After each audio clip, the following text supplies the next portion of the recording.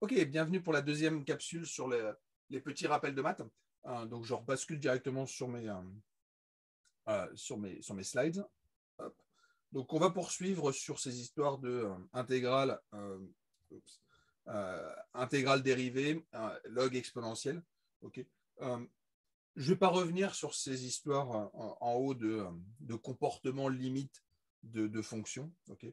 Le fait, par exemple, que x fois log de x, ça a du sens en 0. Je vous avais dit que log de x, par exemple, en 0, ça n'existait pas. En fait, ça existe, ça part à l'infini. X part à l'infini, part en 0.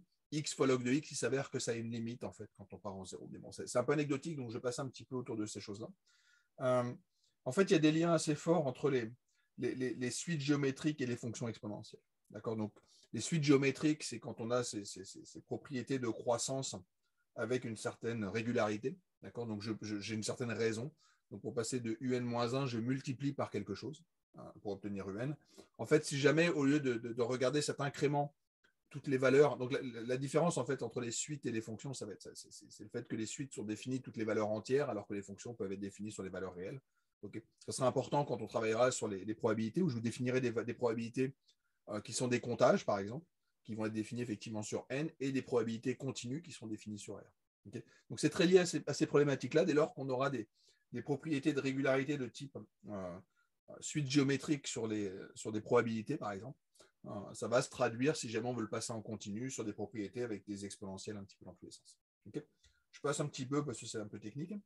Il y a un petit point qui peut être intéressant là aussi. Alors, oui, juste pour une précision, je l'avais peut-être dit, mais dès lors que je mets des étoiles, c'est qu'on est largement hors programme. Donc, pour ceux qui stressent pour l'examen, sachez que tout ce qui a des étoiles ne figurera jamais dans l'examen.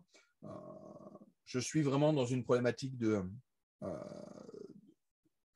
on va dire, de sensibilisation à des questionnements quantitatifs. Et donc, je vous apprends pour des choses pour votre culture. La définition qu'on avait sur la dérivée, donc on avait dit que la dérivée, ce que je notais f', était définie comme la limite de ma pente, c'est-à-dire la corde qui va relier le point x f de x et le point x plus h f de x plus h quand h tend vers 0. Donc on avait cette petite propriété, alors c'est ce que j'appelle une approximation, cette chose-là. F' de x, c'est à peu près égal à f de x plus h moins f de x sur h. Okay, en particulier si x est petit. Donc ce qu'on avait noté, c'était si je mets h tend vers 0, on a rigoureusement la définition de la dérivée, mais je peux me placer, et c'est ce qui sera important quand on fera des calculs numériques. Encore une fois, le but n'est pas de faire des maths théoriques, mais d'appliquer. Dans les applications, l'approximation, c'est l'outil de base. Okay. En fait, cette fonction, si jamais j'essaie de l'inverser, cette équation, je peux récupérer une équation qui ressemble à ça. Cette équation, elle est importante parce que ça correspond très exactement à un calcul d'approximation. Ce que je suis en train de vous dire, c'est quoi? C'est que la valeur, donc ici, je me place en x plus h. Donc ici, j'étais en petit x. Je me place un tout petit peu à droite de x plus h et je me demande où peut être ma fonction f. Okay.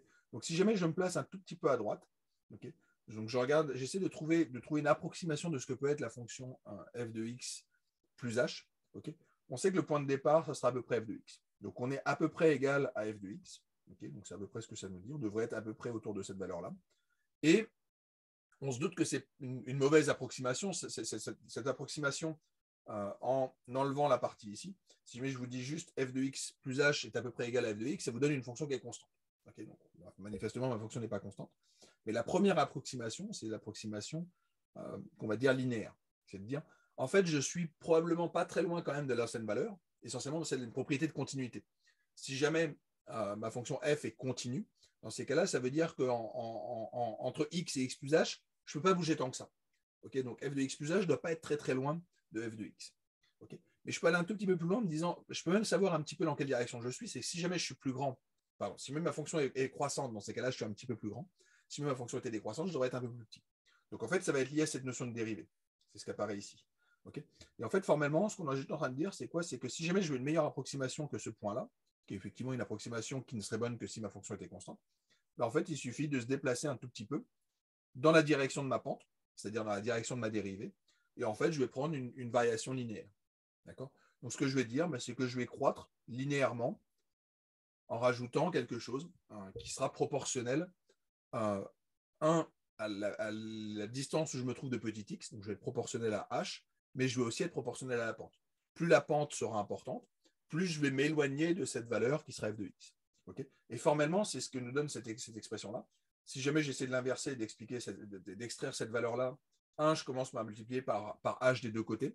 Et donc, je récupère que la différence f de x plus h moins f de x, c'est à peu près égal à h fois f' de x. Et ensuite, j'ajoute un f de x des deux côtés, ce qui me donne tout simplement ce terme-là d'un côté. Et de l'autre côté, j'ai mon f' de x, auquel j'ai rajouté mon x, un f' de x. Et donc, ça me permet d'avoir comme ça une approximation. Donc, il faut juste se souvenir que f de x plus h, donc quand je me place un tout petit peu à droite en fait de x, dans ces cas-là, je suis à peu près égal à f de x plus quelque chose qui serait de la forme h f' de x. Okay, c'est la meilleure, c'est l'approximation la plus simple qu'on puisse avoir de la fonction et juste à droite de x. Alors ça peut aussi s'écrire de cette manière-là. F de x, c'est à peu près égal à f de a plus la dérivée de f' de a x moins 1.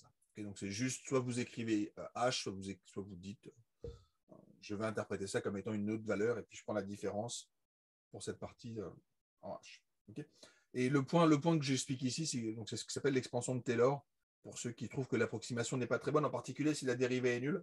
Okay, si jamais vous vous intéressez à la parabole et que vous voulez trouver la valeur un petit peu à droite, dans ces cas-là, la dérivée ne suffira pas. Et en fait, on peut montrer qu'on a une expansion, donc on fait intervenir la dérivée à l'ordre 2, à l'ordre 3, etc. Une dérivée à l'ordre 2 veut juste dire que vous dérivez la dérivée.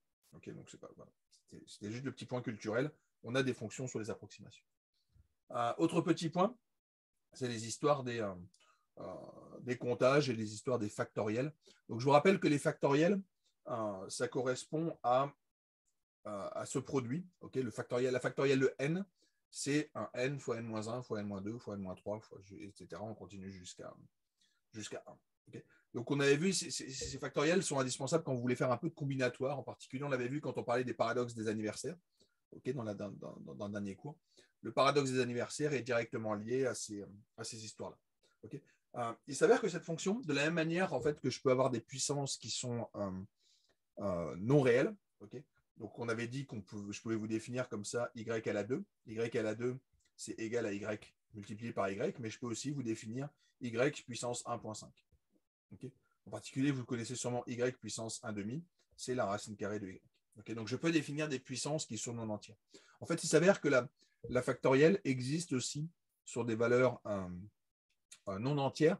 Là encore, 3 étoiles. Okay, ça sort un peu du cadre de ce que je vais vous faire, mais sachez juste que ça existe et en fait, c'est ce qui s'appelle la fonction gamma.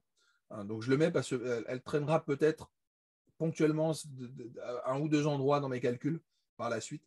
Okay, la fonction gamma est l'équivalent de la factorielle. Okay, donc on a cette propriété, en fait, la fonction gamma vérifie cette propriété-là. C'est que si jamais vous êtes sur des... si jamais vous êtes... Je suis allé un petit peu trop loin dans mes calculs.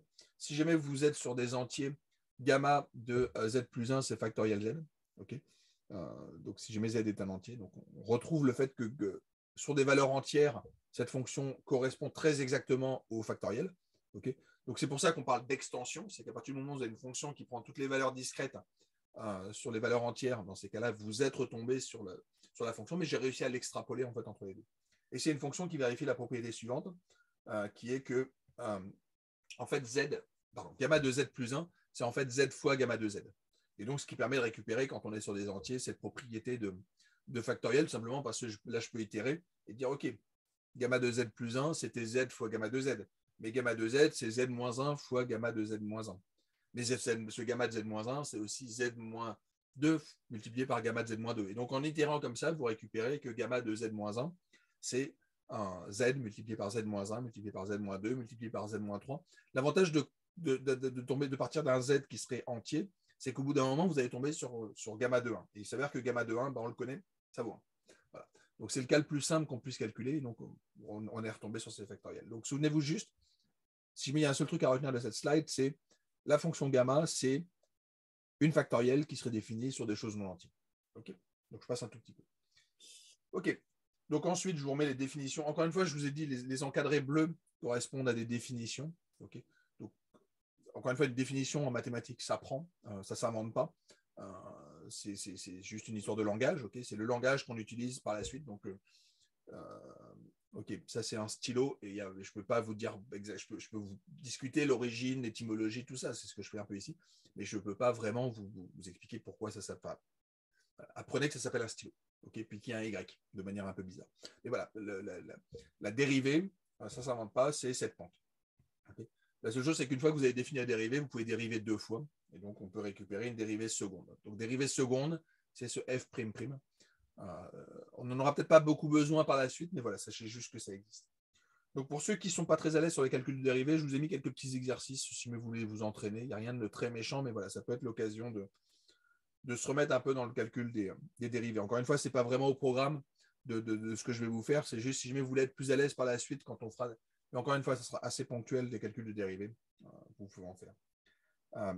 La dualité, alors le plus important, ce n'est pas la dérivée, le plus important, c'est les intégrales. Les intégrales sont vraiment l'outil de base qu'on aura par la suite.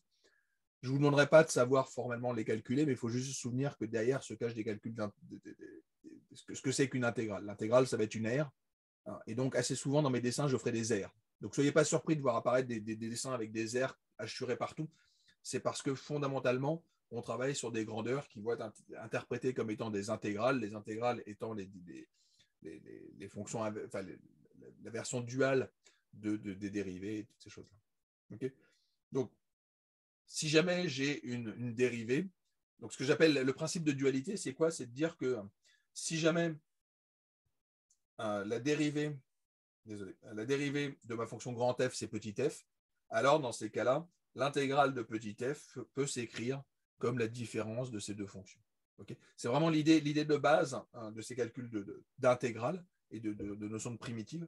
Okay, à partir du moment où j'ai des notions de dérivée qui se cachent, c'est que si jamais je me pose des questions inverses, c'est-à-dire au lieu de m'intéresser à cette fonction grand f, je m'intéresse à cette fonction petit f, et je veux calculer des intégrales, dans ces cas-là, assez naturellement, je vais réapparaître la fonction grand f. Okay, là aussi, j'ai pris les notations on purpose, dans le sens où assez souvent, la fonction grand f, quand on va la dériver, on tombera sur la fonction petit f. Donc les majuscules et les minuscules ont un sens très précis qu'on aura en calcul de probabilité. Donc voilà, souvenez-vous juste que généralement, c'est cette relation-là qui va être vérifiée. Grand f', la dérivée de grand f sera égale à petit f, et de manière inverse, l'intégrale de la fonction petit f sera égale à la fonction grand f. Okay, propriété ultra importante, les intégrales sont ce qu'on appelle des opérateurs linéaires. Ça veut dire quoi? Ça veut dire tout simplement que l'intégrale de la somme de deux fonctions, ça va être la somme des deux intégrales. Donc ça aussi, ça va être un concept ultra important par la suite. Je vous ai rapidement déjà dit que les intégrales sont associées à des sommes. Okay, et là encore, je reviendrai là-dessus dans les slides qui suivent. Les intégrales sont des versions continues des sommes. Okay, les sommes sont très liées aux histoires des moyennes.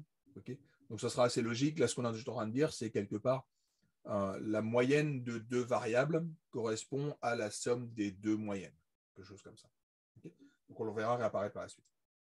Donc je vous ai mis là aussi des petits calculs si jamais vous êtes intéressé autour de ces calculs d'intégrale, si vous voulez vous pratiquer, mais là encore, c'est largement hors sujet par rapport à ce qu'on va faire.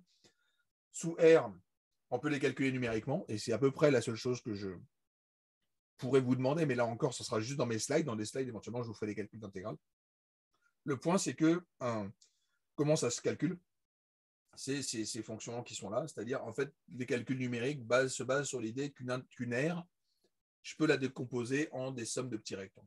Okay, donc, si jamais j'ai cette petite fonction en rouge et que je veux calculer son aire, bah, comment je le fais? Je le fais tout simplement en prenant la somme de ces petites aires ici, tout simplement obtenue en disant, alors je vais juste vous laisser de vous l'écrire proprement, je suis juste en train de vous dire que l'intégrale entre a et b de ma fonction f de x dx, bah, je vais pouvoir l'écrire comme étant une somme. Donc, qu'est-ce qu'on a ici? En fait, on voit qu'on se place à différentes valeurs ici.